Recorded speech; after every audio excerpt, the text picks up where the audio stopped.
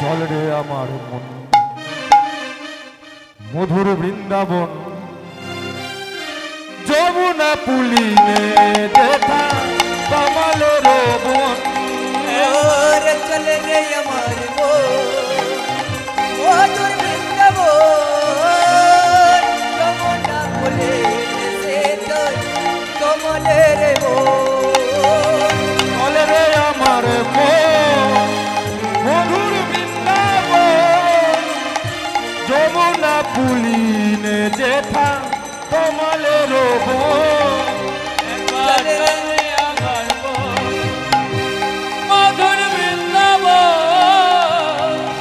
যমুনা পুলিনে দেখা কমলের বন। বৃন্দাবন কারা গেছেন? বৃন্দাবন যারা যারা বেড়াতে গেছেন একটু হাত তুলবেন তো দেখি। এই বৃন্দাবনের কথা বলছি না, শাস্ত্র বলছে যেখানে হয় হরিনাম সংকীর্তন সেটা একটা বৃন্দাবন, অবশ্যই। যেখানে হয় আপনাদের মতো ভক্তবৃন্দের সমাগম সেটাও বৃন্দাবন, যেখানে আছে তুলসী কানন সেটাও বৃন্দাবন। আর সেই এক বৃন্দাবন যেখানে ভগবান কৃষ্ণ লীলা করেছেন, ওই বৃন্দাবনের কথা বলছি। কতজন গেছেন একটু হাত তুলুন তো দেখি মায়েরা। বাহ, এই কয়েকজন মাত্র, বেশ। আচ্ছা, বৃন্দাবন পরিক্রমা করেছিলেন কতজন, তারা হাত তুলবেন খালি। আসতে পারে। কত কোষের বৃন্দাবন? বৃন্দাবন কত কোষের? কতজনা পরিক্রমা করেছিলেন একটু হাত তুলুন তো দেখি। মিথ্যে মিথ্যে হাত তুললে হবে না কিন্তু, আমি মুখ দেখলে ধরে ফেলবো। কেউ করেছেন এদিকে পরিক্রমা? 84 কোষের বৃন্দাবন।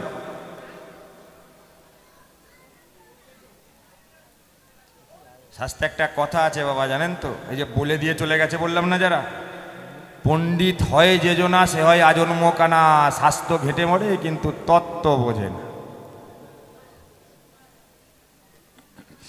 এই যে বলে দিয়ে চলে গেছে 84 কোষের বৃন্দাবন, কিন্তু বৃন্দাবন কোথায়? 84 কোষের বৃন্দাবন সেখানে আছে।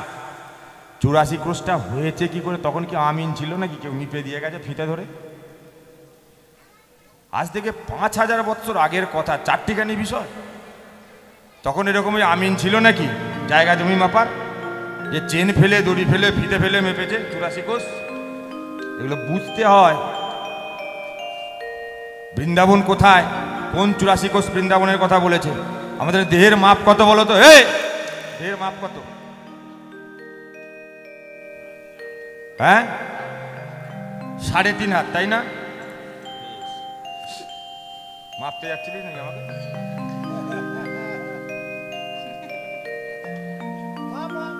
চুপ করে বস। ভাবিস তুই আমার মতো হবি, ইউরিয়া খা তাহলে বাড়বি। 3.5 হাতের বৃন্দাবন, মানে আমাদের এই দেহের মাপ, তাই না? কিভাবে নেওয়া হয়? যখন দেখবে সপ্তাহ করতে যাওয়া হয়, শ্মশানে যেত না, এখন তো ইলেকট্রিক চুল্লির ব্যাপার হয়ে গেছে। আগে সপ্তাহ করতে গেলে গ্রামের বাবারা একটা পাট কাঠিতে মাপ দিত না, 1 হাত 2 হাত 3 হাত হয়ে গেল, যা 4 করা, মানে 1 বেগদা 4 করা একটা মাপ দিত না। এই হচ্ছে আমাদের দেহের মাপ, 3.5 হাত, তাই তো বাবা? এটা কি মানে, এটা কি? এই যে 3 হাত 1 বেগত 4 করা কোনোদিনও জানতে চাইনি আমরা। গুরুদেব আসলে গুরুদেবকে ঘাঁটাতে হয়, এগুলো সৎগুরু সঙ্গ করে উদ্ধার করতে হয়। কিন্তু গুরুদেব তো এসে খালি আগে রান্নাঘরের দিকে দেখে, মা তাহলে কি করলি আজকে খাবার। এ গুরুদেবের উৎপাত বেশি তো, তাই না? এরকম না, শুনুন, এই 3 হাত সমান কারা? এই যে খুব মন দিয়ে শুনে রাখবেন, 84 কোষ কোনখানটা হচ্ছে দেখুন। 3 হাত সমান ব্রহ্মা বিষ্ণু, 1 বেগতটা কি? 1 ব্রহ্ম দ্বিতীয় নাস্তি। ওই যে একটু আগে বলছিলাম না, সেই সবার প্রথমে নমো বিষ্ণু, নমো বিষ্ণু, নমো বিষ্ণু বলছিলাম না? 1 ব্রহ্ম দ্বিতীয় নাস্তি। 4 কোড়াটা কারা? সত্য, ত্রেতা, দ্রাপর। এই নিয়ে আমাদের এই দেহরূপ বৃন্দাবন, এখানটাকে বলছি। এক হাত সমান কত জানেন? এরকম করে যদি মাপা হয়, বলেছিলাম না দেহের মাপ, যারা যারা শুনেছেন মনে আছে তো? 3.5 হাত বলেছিলাম না, মানে 3 হাত 1 বেগত 4 কোড়া। এমনি করে যদি এক হাতকে মাপেন, মেপে দেখুন 24 আঙুল হবে। তাহলে 3 হাত সমান কত? 3 24-এ 72 হচ্ছে। 1 বেগতটা 4 কোড়া, 4 কোড়া 8 কোড়া, আর এদিকে 4 কোড়া বলেছিলাম না এদিকে। তাহলে 8 আর 4-এ কত? 12। তাহলে 72 12 মানে 24-এর অর্ধেক 12। 72 12 যোগ করলে কত হচ্ছে? 84 না হচ্ছে? 84 কোষের বৃন্দাবন। এগুলো বোঝার আছে, এই সবের মধ্যে লুকিয়ে আছে। তাহলে এই দেহের মধ্যে, এই গানটার মধ্যে অনেক তত্ত্ব লুকিয়ে আছে। আমি এই জন্য এত ভেঙে বলছি। গানটা শুনতে ভালো লাগে সুরে গাইলে, কিন্তু তত্ত্বগুলো লক্ষ্য করার আছে, ওই জন্যই বিষয়টা ধরছি। যেথা ললিতা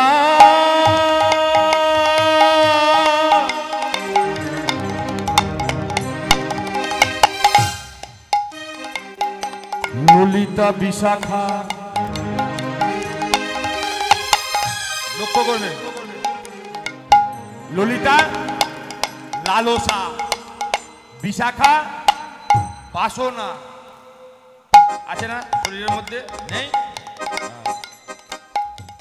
যত গোপীগণ, যত গোপীগণ, যত গোপীগণ, কত গোপীগণ? আস্তে, কত গোপীগণ? ভগবান কৃষ্ণ 1600। কত বললেন আপনি যেন? 16,000। সঠিকটা বলো যে কেউ জোরে। 1600।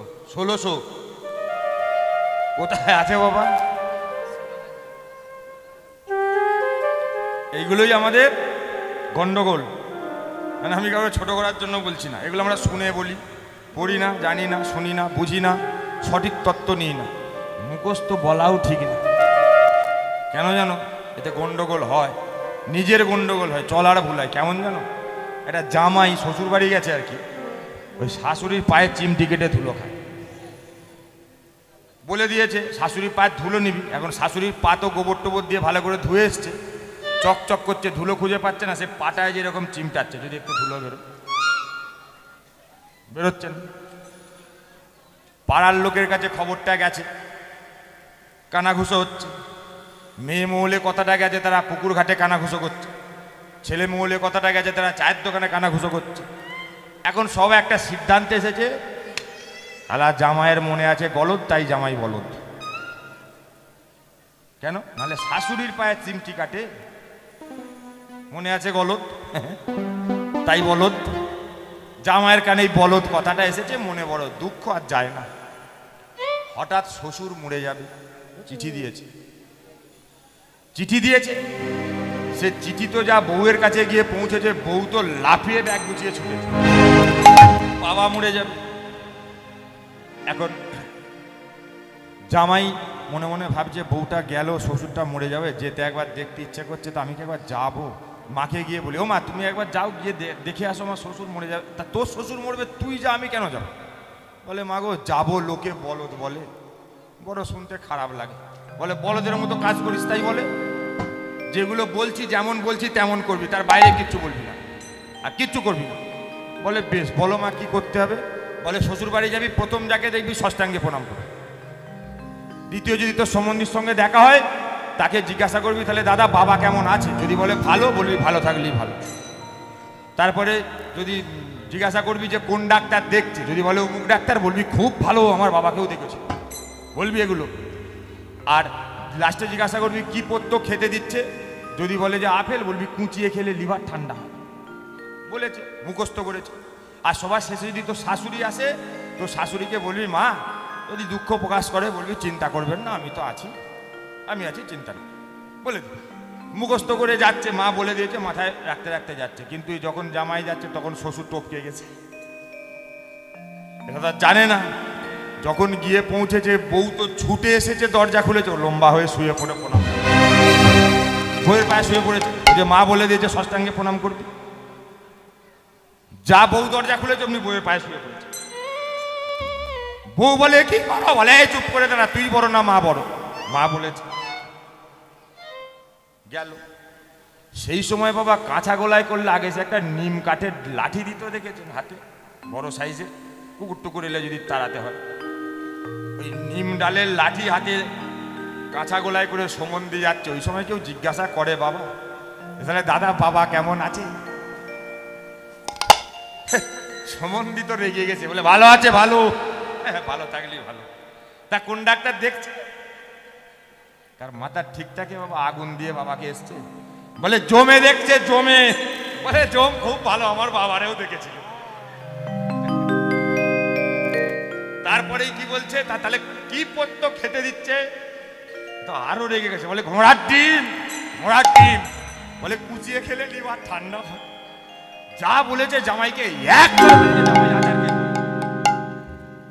যা উঠোনে আচার খেয়ে পড়েছে মা। শাশুড়ি ছুটে এসছে, বাবা জামাই। চুপ কর,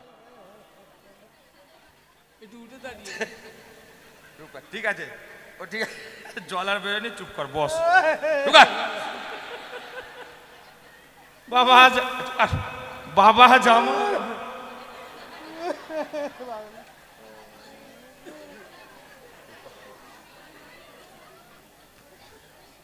ওই দেখো শাল কাঠের খাট, সাইকেল, ঘড়ি, মোবাইল সব বেঁচে, শুধু খাট আছে, তোমার বাবা নাই। বলে আমি আছি, চিন্তা নাই। এরম বলদ জামাই, তাকে তো বলদ বলবেই। তার জ্ঞান রইল কোথায় কি বলতে হয়। মুখস্থ বলবি কেন বাবা? জেনে বল, সম্মান থাকবে। থাকলো না। শোনো, 1600 না, সরাস সরাস গোপী, মানে 5টা কর্মেন্দ্রিয়, 5টা জ্ঞানেন্দ্রিয় আর 6টা রিপু। এই আমাদের দেহের মধ্যে আছে না বর্তমান, এই সরাস গোপী। এই তো বৃন্দাবন, এটা বৃন্দাবন, আমাদের এখানটা বৃন্দাবন। এর মধ্যে আছে ললিতা, লালসা, বিশাখা, বাসনা আর এই সরস গোপী। এরা কাম, ক্রোধ, লোভ, মোদ, মোহ, আশ্চর্য আর 10 ইন্দ্রিয়, এই সরস গোপী। ওটার কথা বুঝতে পারছেন? যত গোপীগণ, যত গোপীগণ, যত গোপীগণ, যত গোপীগণ, শ্যামকুণ্ড, রাধাকুণ্ড, গিরি গোবরে ধাম। শ্যামকুণ্ড, রাধাকুণ্ড, শ্যামকুণ্ড, গিরি গোবর রাধাকুণ্ড, শ্যামকুণ্ড, রাধাকুণ্ড, গিরি গোবরে ধাম।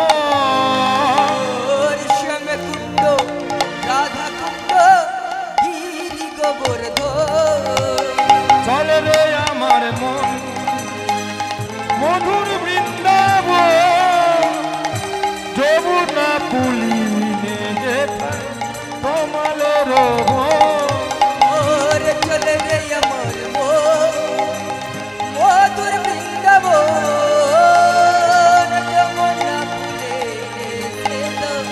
কমলে রে যেথা মধুর মধু।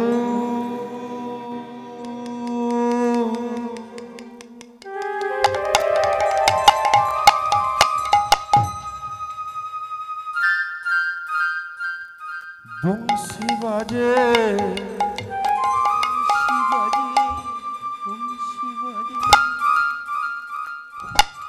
সেই তো বৃন্দাবন।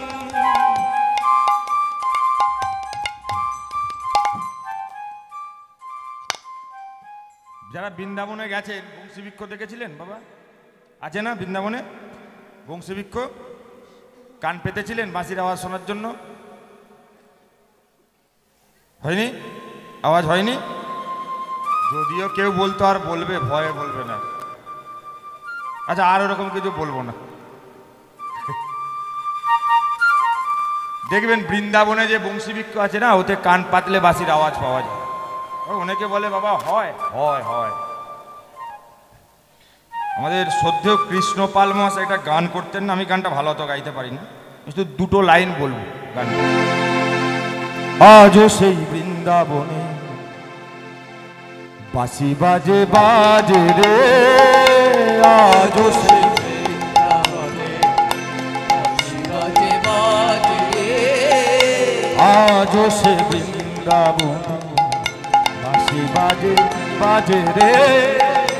আজও সেই বৃন্দাবনে বাঁশি বাজে বাজে রে। গানটা কে গাইতে বলুন দেখি? ভবা পাগলা। এই ভবা পাগলা যখন ইনি একটা মাতৃসাধক গাইছে কি আজও সে বৃন্দাবনে বাঁশি বাজে বাজে রে, তা আমাদের মতো কিছু চ্যাংড়া চ্যাংড়ি ছেলে এসে ছেলে মেয়ে এই হে দাদু ওই যে তুমি গানটা গাইছো আজও সেই বৃন্দাবনে বাঁশি বাজে বাজে রে, তা তুমি কি শুনেলে না কি কলিযুগে দাঁড়িয়ে দাঁড়িয়ে কৃষ্ণ বাঁশি বাজাচ্ছে? মানে অপমান করছে, অপমান করছে। কিন্তু সাধক ব্যক্তি তো অত্যন্ত বুদ্ধি ধরে, সঙ্গে সঙ্গে কি বলছে ছেলেগুলোকে, বলে শোন এদিকে, বাড়ির থেকে একটা রেডিও নিয়ে যা। আগের যুগে রেডিওতে দেখবেন পিছনে ব্যাটারি দেওয়া থাকতো না, তা রেডিওটা নিয়ে যখন রেডিওটা নিয়ে এসছে বাবা, রেডিওটা চালিয়ে দিয়েছে। যা রেডিও চালিয়েছে ওই যে সেন্টার ধরেছে, শুনতে পাচ্ছেন তো, যে বাজছে একটা রেডিও সেন্টার না এটা। ভাবা পাগলা ঠিক সেই সময় কি করেছে, রেডিও থেকে একটা ব্যাটারি খুলে নিয়েছে। যা ব্যাটারিটা খুলে নিয়েছে, রেডিওর আওয়াজ বন্ধ বন্ধ হয়ে গেছে। ভাবা পাগলা বলছে কি রে শুনতে পাচ্ছিস? বলে তুমি কি পাগল, তোমাকে এমনি লোকে পাগল বলে গা, আর তুমি রেডিওটা তো ব্যাটারি খুলে নিলে আর শোনা যায়? বলে কেন, সেন্টার তো বন্ধ হয়নি, সেন্টার তো চলছে। সেন্টার চলছে না? সেন্টার কি বন্ধ হয়েছিল? ও তো রেডিওর ব্যাটারি খুলে নিয়েছিল তাই বন্ধ হয়েছে, রেডিওটা বন্ধ হয়েছে, সেন্টার তো বন্ধ হয়নি। ও পাগলা বলছে এর সঙ্গে তোমার বাঁশি বাজার কি? বলে ওরে এই হৃদয়ে রেডিওর মধ্যে যদি ভক্তিরূপ ব্যাটারিটা থাকে তবে বাঁশির আওয়াজ পাবি, নাহলে তো বাজে কানে বাজে না। অদ্যাবতী সেই লীলা করেন গোড়ারাই, করেন গোরা কোন কোন ভাগ্যবানে দেখিবারে পায়ে, দেখে